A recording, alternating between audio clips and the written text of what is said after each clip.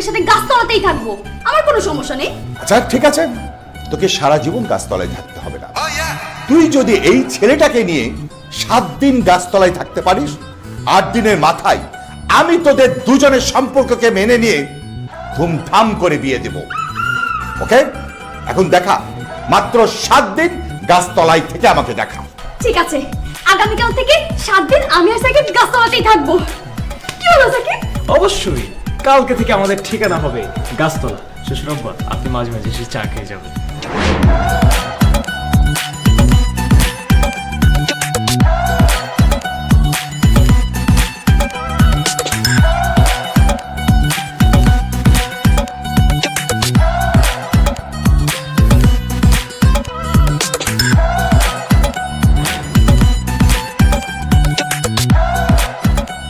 কি এভাবে তাকে আসছো কেন? এই হচ্ছে গাছ,